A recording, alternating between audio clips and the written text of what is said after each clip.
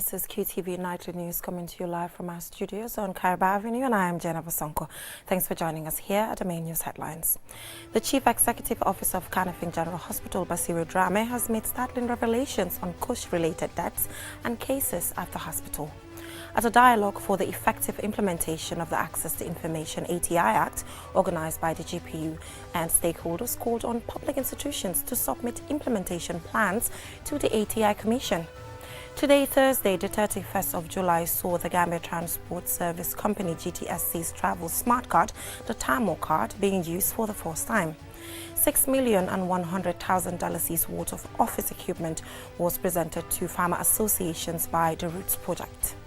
And in sports news, Nigerian female sprinter Fabo Olifi will not compete against Gambia's Gina Bass-Bete and others in the women's 100 meters at the Paris 2024 Olympics after the Nigerian Federation failed to register her for the event.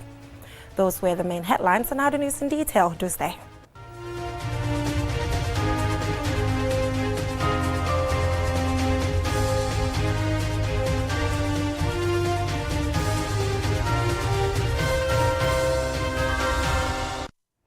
Thank you so much for staying with us. If you're just tuning in, you're watching QTV News, and I am Jennifer Sonko.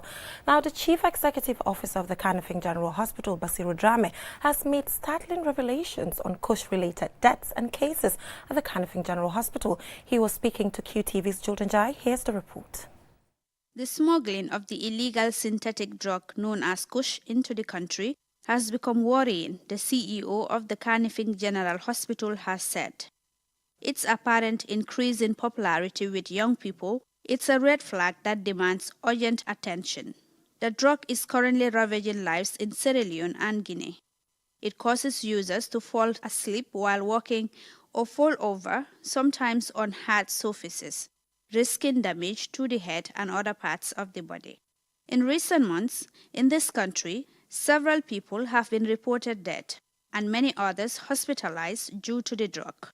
Here is Basiru Drame, the Chief Executive Officer at the Kanifing General Hospital, speaking about the Kush-related deaths and cases registered at the hospital since February. From February to May, we have about 54 cases of Kush, and that out of that we have about 2 deaths. That is based on the case fatality rate, fatality rate of 7% or 8%. And that from June to July, it has actually increased, because June to July alone, we have seen about 28 cases of Kush. And out of those cases, we have about 4 deaths. So if you look at the case fatality rate for Kush from June to July, it's about 14%. That means that every 200 people who took Kush between June to July, you have about 14 of them who are actually going to die.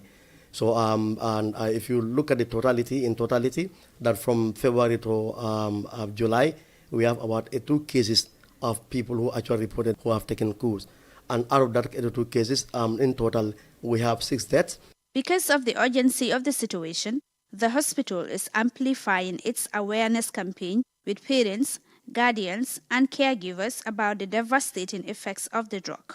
The mean age of the people taking the Kush who actually reported in the hospital is 17, and the youngest was 12 years old, and that the oldest was 31. So you can see it's actually affecting the cream of the population, that's the youth, the young ones. So if we don't actually take action, we don't actually inform the people, we don't actually inform the parents, we don't actually inform the society, most of our youth may end up taking the Kush. There are about 4 females were actually found to be taking Kush. And that among the deaths, again, we have also 1 death among the people who actually took the Kush, females. CEO Drame further highlights the signs and symptoms of Kush use. Usually they come with anxiety, because one of the things that you see is that their tongue will be hanging out. It's like the tongue wants to actually come out from them. And that again, they also feel that they want to swallow their tongue. And that when they swallow when that happens to them, you see them open their mouth and they salivate. They become restless, because they feel that they're going to swallow the tongue. The soul actually going to fall back, and when that happens, they become choked, and that they cannot actually survive. In recognition of the dangers posed by this and other drugs, the World Health Organization is working closely with the government of Sierra Leone, where Kush is said to be a hotspot for smuggling, and other partners to address this social and public health crisis. Mr. Drame says if the situation continues, it will impose a huge burden on Gambia's healthcare system. Both the material, money, and also the human. We need all those things actually spent on them. So if you consider that actually going to constant the hospital, so that is why we don't want to keep quiet. We want to go out to talk to people about the course. And again, one thing we also try to do at Kanifing General Hospital is that we wrote a concept paper, and that we are now looking for funding so that we can see once we have the funding, we will go out to sensitize people. Mr. Drame advises parents to watch over their children and talk to them about the dangers of drugs, especially Kush. For QTV News, I am Julden Jai. Unfortunate situation at the Kanifing General Hospital. Now moving on, at a dialogue for the effective implementation of the Access to Information ATI Act, organized by the Gambia Press Union, stakeholders called on public institutions to submit implementation plans to the ATI Commission. QTV's Antamana Isonyasi was there, and this is his report.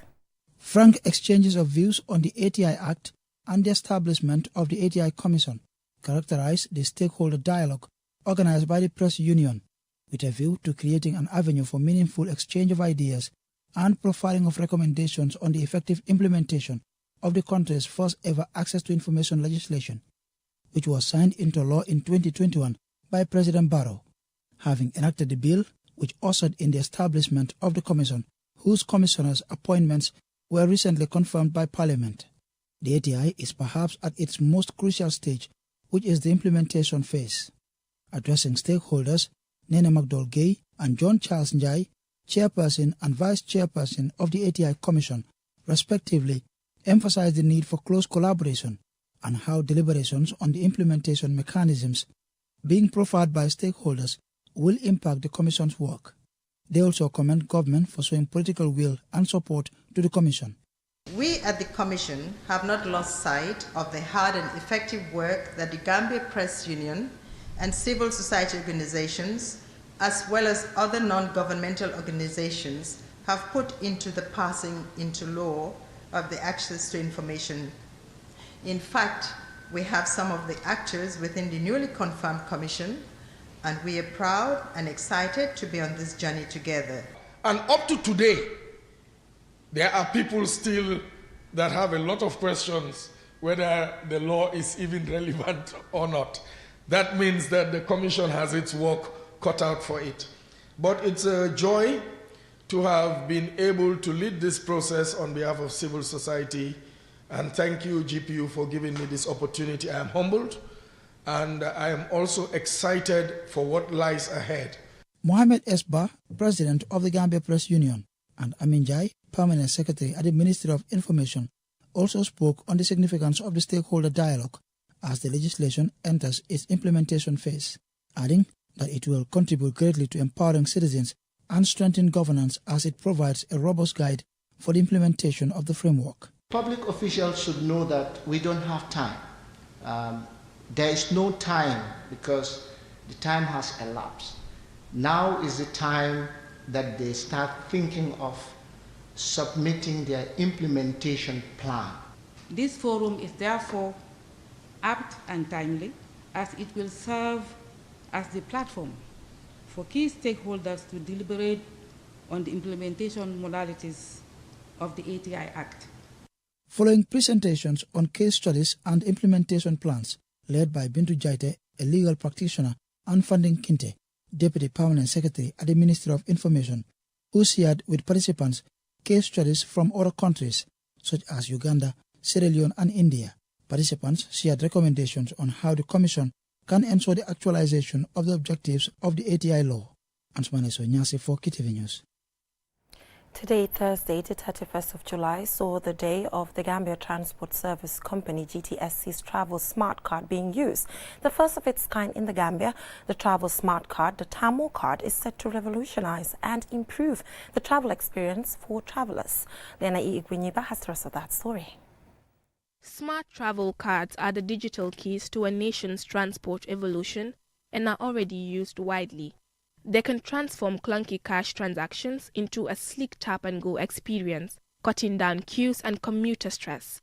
The Gambia Transport Service Company, GTSC, is officially launching its Smart Travel Card, the Tamo card, to provide passengers with a seamless journey across all the routes plied by the GTSC buses, making the daily commute a smooth experience. Here is C.D. Kanyi, the General Manager of GTSC, describing how their new innovation will turn the chaos of travel into convenience. The Tamo we are launching today comes with several benefits. For our passengers, the card is safe, convenient, and financially flexible in paying fares on board our buses. There is no risk or hassle associated with handling cash whenever you are using the Tamo, wherever you are within the country. It's also convenient for groups and families that can use it to travel in convenience. It's also convenient for parents of commuting students when they can load cash in the cards for a defined period, either monthly or per semester. There is also no need, when you have the card, to queue to buy your bus tickets. It's also very easy to use, and it has shorter transaction time on board our buses. Salum Malang, board chairman of GTSC, highlights the importance of a great transport system for the development of any country. No country develops without an effective ground transportation. Europe developed simply because their strategy was they make sure they have a robust and an effective ground transportation. That is a prerequisite for the development of any country. And GTSC here to make sure that happens. Ibrahim Asila, Minister of Transport, Works and Infrastructure, mentions the alignment of GTSC's innovation with the government's approach to technology, reiterating the government's support. This introduction of the Tamo travel card also is well aligned with the government's approach to use cutting-edge technologies in the service delivery sector and the overall governance value chain. Since 2017, when His Excellency President Adama Barrow came to power, a new development trajectory has been set, one that robustly supports public-private partnership in the productive sectors of our economy. Such an enabling environment led to the purchase and commissioning of 100 new buses by the Gambia Public Transport Services to ease transportation challenges nationwide. I want to assure the board and management of the GTSC that the Gambia government will remain committed to supporting the company. The launching ended with a joyride to have attendees have first-hand experience and feel of the Tamo card. GTSC aims to pave the way for smarter, more connected urban living with its Tamo cards, which are available at all GTSC stations. Reporting for QTV News, I am Lena Igwanyiba. Now, congratulations to the management of GTSC for launching the Tamo card. From that story by Lena Igwanyiba, we will now go for a short commercial break, and when we come back, we will have local and sports news stories. Do stay. Hello and welcome to US Embassy Banjul's New American Corner. We are located in Fajara, next to the Tropic Garden Hotel. Our center offers enhanced services to the public at no cost. It features a computer-equipped lab for educational purposes, as well as a venue for hosting academic events, all available for free. The center is also home to the Embassy's podcast studio, providing a platform for our partners to engage in discussions on our shared interest. Visit our New American Corner today and embark on a journey of collaboration. US Embassy Banjul is here for the Gambian people.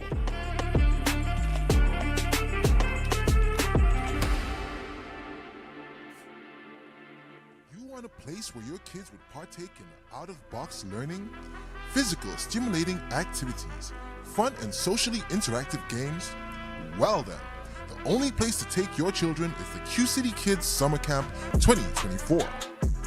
It's a 6-week camp with interesting activities such as outdoor adventures, health and fitness, arts and craft, sports spectacular, water fun and safety, cooking lessons and dancing lessons.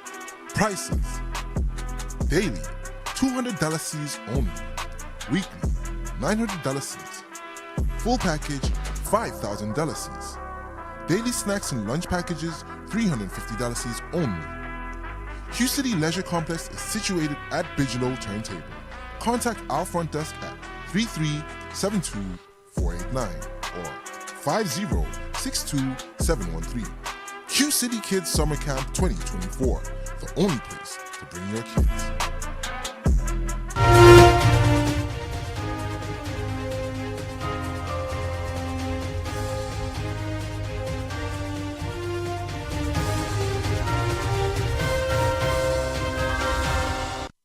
Welcome back from that short break. If you're just tuning in, you're watching QTV News, and I am Jennifer Sonko. Now, still on local news, $6,100,000 worth of office equipment was presented to farmer associations by the Resilience of Organizations for Transformative Smallholder Agriculture Project, Roots Project. Lamin Dabo was there, and he now reports. The presentation of this office equipment and supplies are to the farmer organizations in the 6 regions of the country. The aim is to create a conducive working environment and promote effective and efficient service delivery for a sector regarded as the backbone of the country's economy. Mamour Aliou Diagne, the Roots Project Director, explains some of the project's objectives, which have been the driving force behind the project's success. The plans, rather, will have more or less 3 objectives. One is sustainability. And within sustainability, capacity to mobilize resources, governance structures, etc. The other is to increase the membership of these organizations.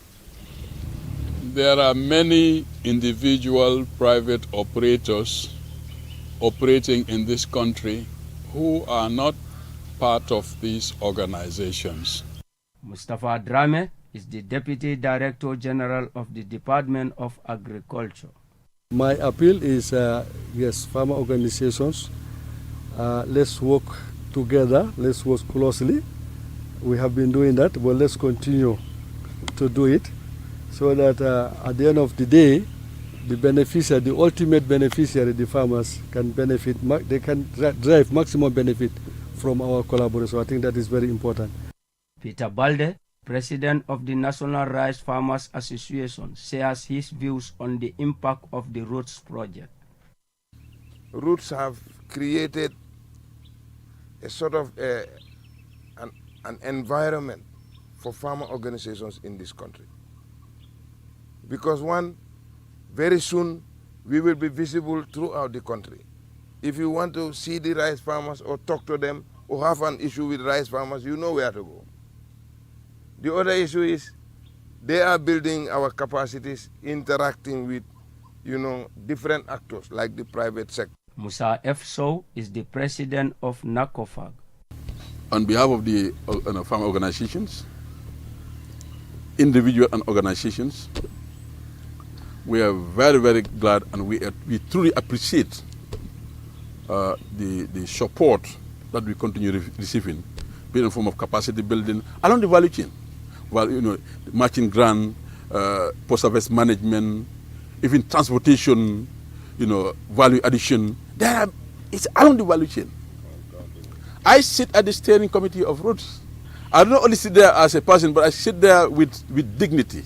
The Roots Project was launched in February 2021 and aims to increase agricultural productivity and access to markets.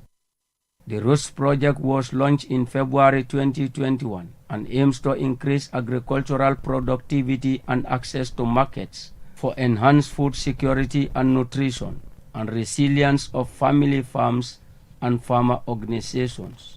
For QTV News, I am Lamin Alaifandindau. A fire in Dippa Kunda on Tuesday has left the Moob family devastated and shocked after all their belongings and valuables were consumed. Lamin Alaifandindau again. According to the landlord's nephew, Basim Bai, the fire happened while they were sleeping. He explains how they became aware of the fire. According to the fire happened around late night when we were all sleeping, around 2 o'clock a.m. So there was a smoke that comes out, and it happens from the main pole, Nawek pole.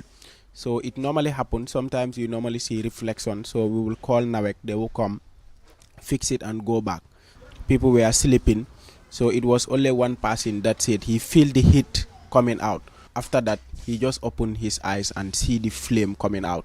So that's how he rushed and wake up everyone, so including the entire house. Someone was passing by and asked us whether we called the fire station at Kotu.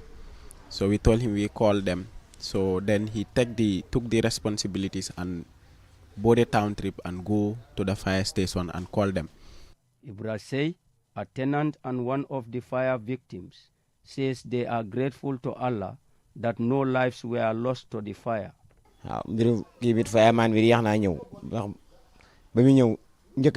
The fire and rescue service were late to put out the fire. They came, but they went back to get water. When they returned, the whole building was completely burnt and nothing was saved. Kashmir A. Ike is also a tenant and a fire victim. Nothing come out. Even when I rushed inside to go collect my passport and my money, before I got inside, I was choked with smoke. I have to run back. As I just came out, I looked towards my direction. The fire just boom at the center of my parlor. God saved me that I didn't go for my money and my passport, otherwise I could not come out. The goods are offloaded on Friday, Saturday, Monday. All the goods from Nigeria, all was in there. So that's how we say I'm homeless. I don't have anything. I only come out with the buster that I wear to sleep. These victims and the Dippa Kunda family call on individuals, philanthropists and organizations to support them as they have lost everything. Most of the fires which occur in the country, especially in the greater Banjul area, are attributed to electrical faults, and it is suspected that was the case with this fire. Anyone willing to help these victims can contact QTV on email news@qtv.gm or call during office hours 3333-245. For QTV News, I am Lamin Alaifandindao. Unfortunate situation there. Now let's take a look at what is happening in the world of sports.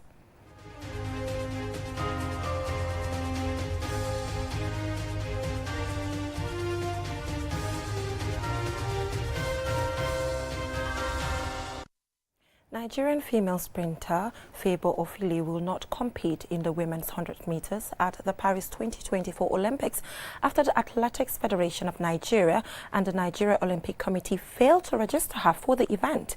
Our sports reporter Momoto Gajaga has been keenly following this particular story. When female sprinters from around the world take to the tracks on Friday the 2nd of August in Paris for the heats of the women's 100 meters, Favour Ofili will be missing. This is due to a reported failure to register her, which was blamed on the Athletics Federation of Nigeria, the Nigeria Olympic Committee, and National Anti-Doping Committee. A disappointed and dejected Favour Ofili took to social media, writing, "It is with great regret that I have just been told I will not be competing in the 100 meters at this Olympics. I qualified, but those with the AFN and NOC failed to enter my name. I've worked for 4 years to earn this opportunity. For what? To not be entered and compete at the Olympic Games because the responsible organizations failed to enter me." She wrote further, "Please remember, in the last Olympic Games I was not able to compete because the AFN, the NADC, and the NOC failed to release funds for the athletes in the USA to be tested, which made 14 Nigerian athletes that qualified not to compete. Now this. If those responsible are not held accountable for taking this opportunity from me, neither organization can ever be trusted in the future."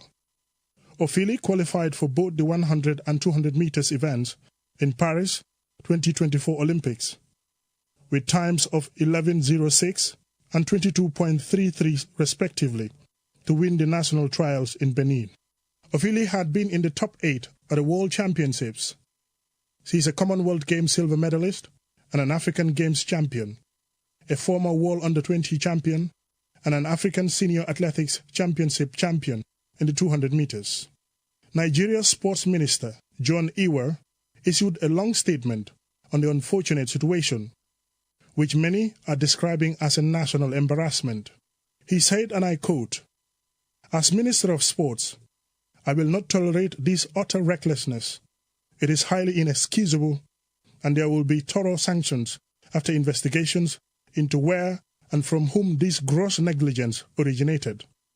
Many are now echoing Ophili's words. The officials responsible must be sanctioned to restore the credibility of these bodies. Mamadou Gajaga, QTV News. Before we end this news bulletin, let's recap our main headlines. The Chief Executive Officer of Kanifing General Hospital, Basiru Drame, has made startling revelations on Kush-related deaths and cases at the Kanifing General Hospital. At a dialogue for the effective implementation of the Access to Information ATI Act, organized by the GPU, stakeholders called on public institutions to submit implementation plans to the ATI Commission.